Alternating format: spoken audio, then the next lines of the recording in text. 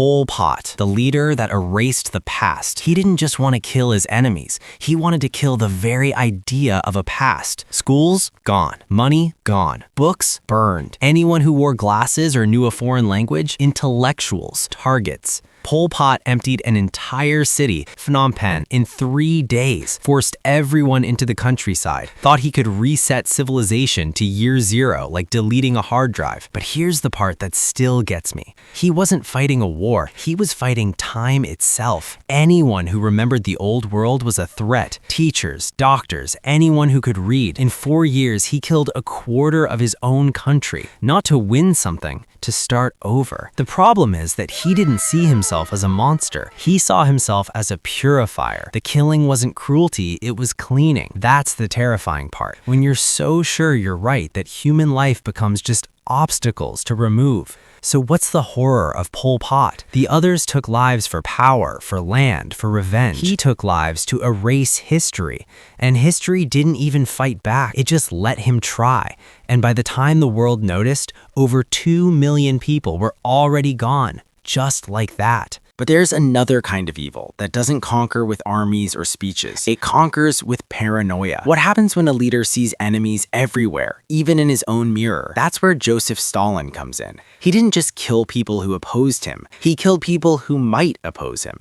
And then he killed the people who knew those people. And then he kept going. But here's what made him different. He had a spreadsheet. He'd decide a region was unreliable, sign a paper, and whole villages would vanish into the frozen east. No trial, no reason, just a signature and a number. Now here's the part that gets overlooked. He wasn't a battlefield general. He was a bureaucrat. He sat in the Kremlin, chain-smoking, writing lists, and those lists became famines that killed millions. His own people starved because the grain was shipped elsewhere. But after he died, people didn't celebrate. They whispered, because for 3 decades, he taught everyone that your neighbor, your friend, your family could disappear overnight. The terror wasn't just the deaths, it was the silence. Nobody knowing who was next. Nobody trusting anyone. It's not the violence itself. It's the way he made violence feel normal, routine, inevitable. He proved that a paranoid man with a pen can create a world where everyone is guilty until proven dead. And that kind of terror doesn't end with a body count. It ends with the people too scared to remember they were ever free. However, there's one name on this list that does not fit the same pattern as the others. In some ways, he may be the most terrifying of all. Genghis Khan was not motivated by hate, revenge, or a need to prove anything. He was building an empire. Everyone else was either going to join or become a lesson. If a city surrendered, he absorbed its soldiers and craftsmen. If it resisted, he destroyed it so completely that nothing grew there for generations. The goal was not cruelty, but efficiency. He wanted the next city to hear what had happened and open its gates without a fight. His armies were both feared and studied.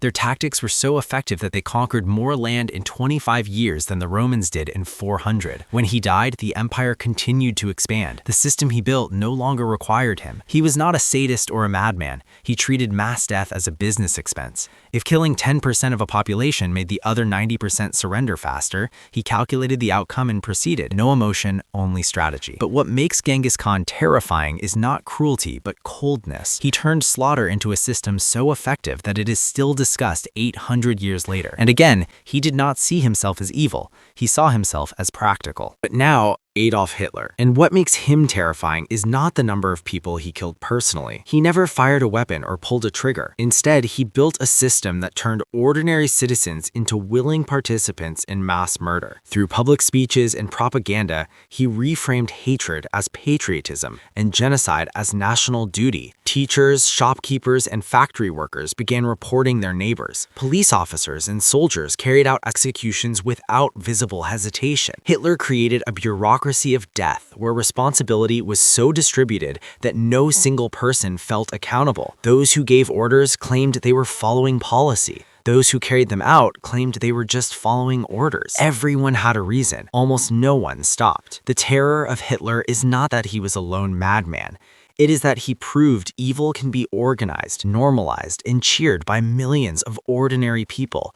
And that version of evil does not require a monster. It only requires enough people willing to look away. But now we have a name on this list who never got his hands dirty, and in some ways that makes him even worse. Why would a king belong alongside cannibals and serial killers? Leopold II of Belgium figured out how to industrialize evil. He did not kill anyone himself. He simply owned the Congo as if it were his personal company. No oversight, no rules. His only goal was rubber. When villages failed to meet the quota, his private army cut off their hands, men, women, and children, hands delivered in baskets as proof. He never set foot in the Congo for most of his rule. He sought in Belgium, signing papers and counting profits, while millions died. Missionaries reported what was happening. Newspapers ran the stories. No one stopped him. He killed between 10 and 15 million people. When he died, Belgium gave him a state funeral. He was buried as a national hero. The other monsters were hunted, caught, and locked away. Leopold died in his palace, praised by his people,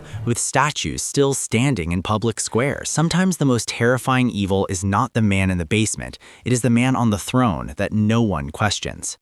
But Jeffrey Dahmer is the one who lingers. He didn't hide in shadows. He lived in an apartment, worked at a chocolate factory, and kept to himself. Neighbors described him as quiet and polite. That was the surface. One night, a 14-year-old boy escaped from that apartment. He was naked, bleeding, and crawling down the street. 2 police officers found him. Dahmer came outside, calm and composed, and told them the boy was his 19-year-old boyfriend who had drunk too much. The officers believed him. They walked the boy back inside and left. The boy died that night. That alone is disturbing. But here's what makes Dahmer different from someone like Leopold II of Belgium. Leopold sat on a throne, signed papers, and never got his hands dirty. His evil was distant and bureaucratic. Dahmer, on the other hand, was lucid. He held a job. He lived next door. He knew what he was doing was wrong. He just didn't care enough to stop. So he existed in plain sight, living in the middle of everything, and no one noticed until body parts were found in his refrigerator. That's what makes him worse in some ways. Not the insanity,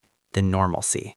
Now, most killers have a reason, while Albert Fish didn't need one. For him, pain wasn't a tool. It was the whole point, his own pleasure. In 1928, he kidnapped a little girl named Grace Budd. Her family had invited him to dinner because he seemed like a harmless old man. They let him use their bathroom. He walked out with their daughter instead. Afterward, he sent the girl's mother a letter. In graphic detail, he described cooking and eating the child. He said it took him 9 days to finish. The letter read like a reminiscence about a good meal. Other killers have ideologies, trauma, or justifications. Fish had none. He inserted needles into his own body for fun. He hurt himself and others because it felt good. There was no why. That is what makes him untouchable. Every other name on this list offers something to grasp. Greed, anger, warped love.